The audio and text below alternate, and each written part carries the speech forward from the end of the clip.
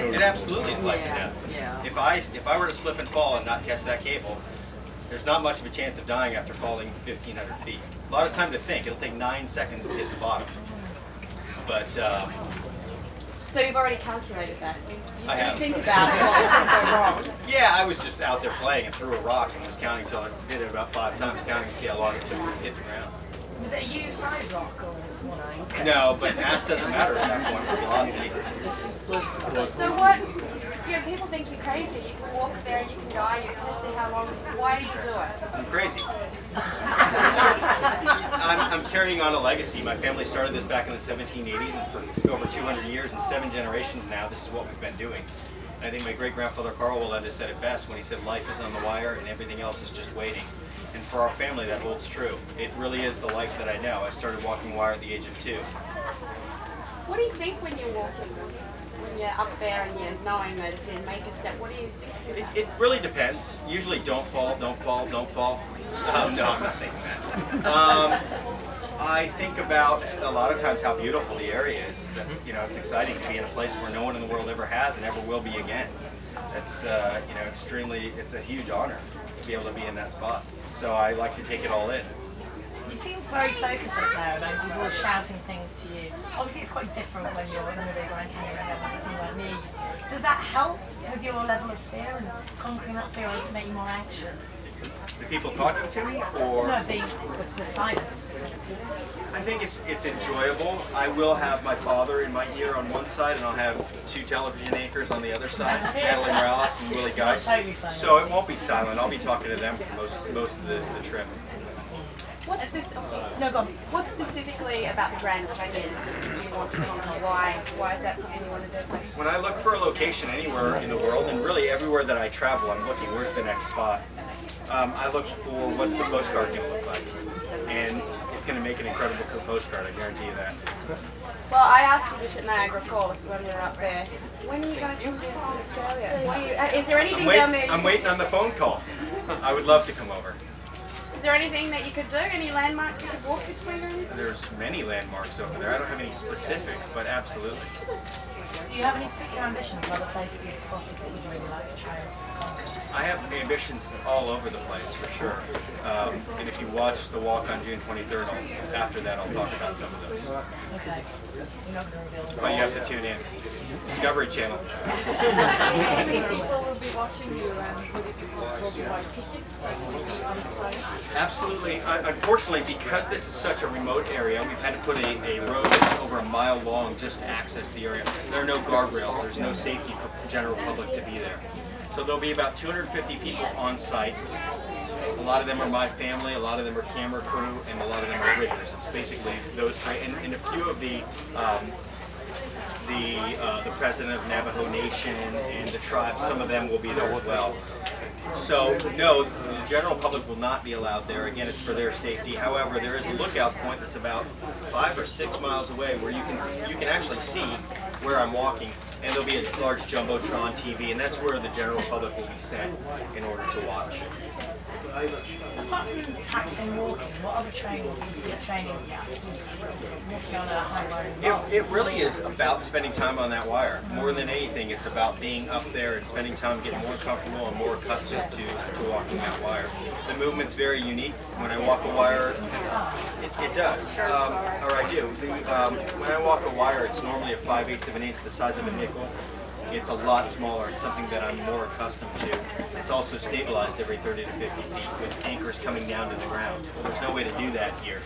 So because of that, this cable moves uniquely, and it's about getting more and more accustomed to that movement. I've noticed it's pretty hot here in Florida. It is. Yeah. Are you expecting similar sort of conditions in the Grand Canyon? You were talking about the wind. It's going to be hot, that's for sure. So it's good practice for you? It's great, yeah. There won't be as much humidity there, but it will definitely be very, very hot. And actually that cable gets hot. I wasn't paying attention, and my engineer was up there, who's my uncle, and he said, "Is the wire hot on your feet?" I was like, "No, it's not bad." And I started to walk back, and I started thinking about it. And I was like, "Man, my feet are burning."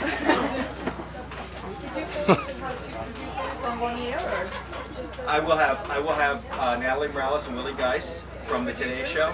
Not producers, no, they'll be anchors actually. Oh, okay. TV anchors that I'll be talking to live on the air. So you actually will be interviewing? Correct. I tried to get Natalie to sit on my shoulders, but she won't get it. So what does your father usually tell you? What has he told you before as you've been walking?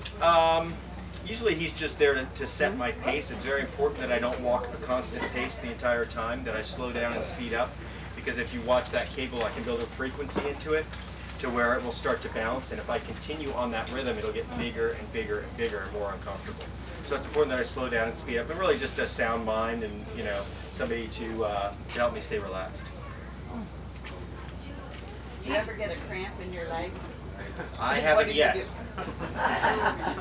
Is it a special diet that you have beforehand, so you stop things like that? No, it really isn't. Try to drink a lot of water, of course, which is normal for an athlete. Electrolytes, keep your electrolytes up, but that's really about it. And your wife's always been very supportive of this, and Yes. just keep going from here. She hasn't given you any sort of, okay, can this be the last one? Not really. I mean, last night I said, it's only about 12 days away, thank God. It's because there's so much leading up to it. There's so much press, so much media. It really takes a lot of my time away from the family. She goes, I know, can this be the last one? So yeah, she does.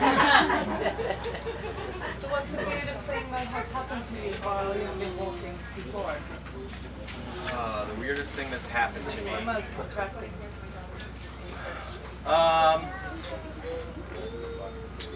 I would say the birds flying by. I've had a bird land on my balancing pole before, which is distracting. But really, that's about it.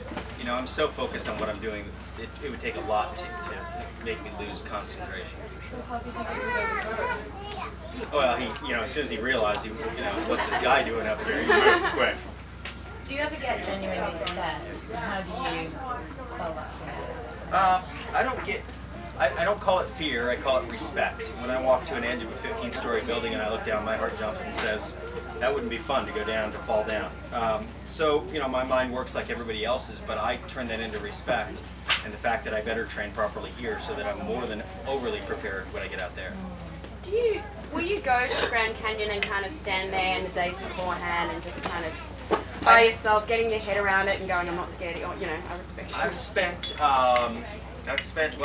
We started at this location in 2008, so I've spent 4 years in and out of that area, and yes, I've spent time where I just sit on the edge and look over and just get accustomed to it. Discovery has an amazing app too. It's called Skywire, discovery.com/Skywire, which you can look down and see exactly where I'm going to be walking, and they did an amazing job at a 360-degree view. You can look right down in the canyon all over. The technology comes in handy too these days. And you'll be weighted down with cameras and all that sort of stuff? I will. You saw what I was wearing today was just sort of a test. That's the camera pack that they want me to wear, and I just have to okay it. So I'll have cameras. I'll also have 2 receivers. I'll have my in-ear monitors. I'll have 2 microphones. Everything's redundant, so if one system fails, we have a backup. So I'll be weighted down with that as well as the balancing pole. Has anyone ever done this particular walk before? No one's ever walked over the Great Canyon. Right.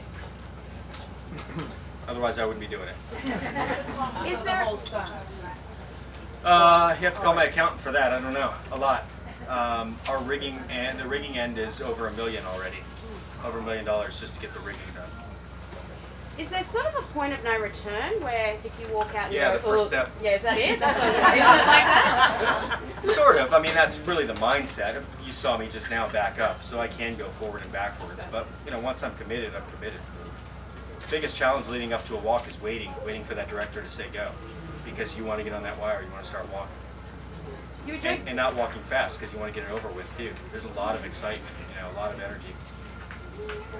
You're talking about your feet getting hot. Have you got any? Can you get any special shoes or socks or something that? Well, the shoes I wear are a leather bottom. My mom makes them, and they have an elk skin bottom, so they actually grip the wire when I walk in wet conditions more than anything, and they actually slide smooth over a dry cable like this. But they protect my feet enough. It's not as though it's going to burn them to the point of blisters, and if it is, there's no choice. You just keep walking. I've actually walked. I fractured my ankle while playing tennis in a parking lot actually before a show, and performed for 2 weeks holding a 7-person pyramid with a fractured ankle before I even went to the doctor. So there's pain, but you just you can control that. Your mind is more powerful than you know. Can you describe your general workouts? Your daily workouts? Really, at this point in the game, it's spending time on the wire. It's what you're seeing here. I try to be in the gym 3 to 5 days a week in the mornings. At this point I won't because I don't want to get overly fatigued leading up to the walk, but before this, prior to this, that's what I'll do. And then I'll try to spend 3 to 4 hours a day on the wire 5 days a week. Now that's in a different setting, it's a lot shorter of a wire, but really, you know, training for a wire walk is about training on the wire. Well, how do you, obviously your parents and your grandparents kept walking for many years. What are the physical capabilities while walking do, you know, as you get older? Because it's quite amazing. Well, I think it's something that you have, you know, if you've done it your whole life, it becomes very natural. And you know, my great-grandfather lost his life at 73, he was still walking the wire. Part of the reasons why he lost his life was because he was 73 and still walking the wire, and your mind thinks you're a lot younger than you are, for sure. And because of that, I've already started to prepare myself to retire at a younger age. Because we have so much passion and love for it, it's hard to give it up. Has there ever been a point where you considered giving up? No, every autograph I sign says never give up, so it'd be quite a failure, I feel like, if I gave up. Could you describe the feeling when you get to the other side? It's an incredible feeling. You know, you've accomplished something that no one in the world ever has before. So it's you know, a feeling of excitement and relaxation because you've just accomplished something that is clearly very dangerous. So if you did retire, what would you do? I mean, what job beats this for you? Probably become a fisherman. No. I don't know. I'd consider becoming a pediatrician. So I would consider possibly going back to school, just because that was always a dream of mine. I don't know that I would actually practice medicine, but I'd like to at least get my degree. But I do a lot of motivational speaking, so that's really the direction that my career is going. So you're not afraid of dying? You're not scared of death? I'm not afraid of dying, not at all. When was the last time that you were scared of dying? I don't remember a time. I was raised in a very religious household, and I know where I'm going if I'm dying, and I have a lot of peace in that. You might not be afraid of dying, but are you afraid of your wife and kids, your family losing them and not having you around? Well, we've tried to prepare for that. If I were to lose my life, that they are set for the rest of their lives. That's really most important. That's my job as a father, to provide for them. So we've done our best to prepare for them in that sense. But no, I don't, you know, I try to focus on everything that I do in life on the positive side of things and not focus on the negative. Of course, it's important that I prepare for it. Have you ever had any near misses? Not really. I think the only time that I've ever had a call where it really shook me up, or a walk, was when I was breaking a world record live on the Today Show in 2008. I was riding a bicycle and there was a dip in the cable like there is here, and I made it halfway across, and as I went uphill, the back wheel started to spin on me and lost traction, and it was a point where it definitely was a wake-up call for sure. What goes through your mind in a moment like that? You know, you go back to training, and what happens when this happens when you're training, and how are you going to fix it? It is a different ball game when you're, you know, 200 feet in the air, for sure. Your mind works differently, it reacts quicker, which is important. It's important that I'm very focused for that. Where was that? Where was that? That was in Newark, New Jersey. Does the fact that you're on TV and the world's watching, does that mess with your head as well? And any more pressure? No. No, when you do what I do, you don't even concentrate. I mean, that stuff means nothing at that point. You get sort of a zone, and that's what you're focusing on is accomplishing a goal, and none of that stuff comes into play. I am pretty shy and uncomfortable in front of cameras, as you can show. Do you meditate or do yoga or anything in order to help with some mental clarity? I don't. I mean, I guess you could call it meditation. I visualize myself walking across, and at different points as I'm crossing over, you know, the next event. And, you know, in this instance, the Grand Canyon. So I will visualize myself making it across, progressing, and successfully making it to the other side for sure. Do you know what you will be wearing exactly during the day? I'll be wearing a shirt very similar to this, and I will have that camera pack on, and probably, we'll see, because it's going to be hot, probably a pair of jeans. And the cross, absolutely. How much money are you going to earn from doing that? How much money am I going to earn? Well, that's a personal question. Are you thinking about taking it up? Your kids want to be like you when they grow up? I hope not. No, they don't, actually. All of them walk the wire. All of them are very good on the wire. However, My oldest wants to be a theoretical physicist. Theoretical physicist. I can't even say what he wants to be. Well on his way. Yeah, I know. I don't even know what that means. But my Smart second guy. son wants to be a brain surgeon, and my daughter wants to be a veterinarian, which I'm more than happy with, and their college tuition will be there for them for sure. Bored yet? Never. Never. Thank you for coming. Let's can we start with some autographs? You guys are good? Fans, We'll start. Wait, we got a couple fan questions. We can start sending autographs as I answer those too. I'll just slide this here.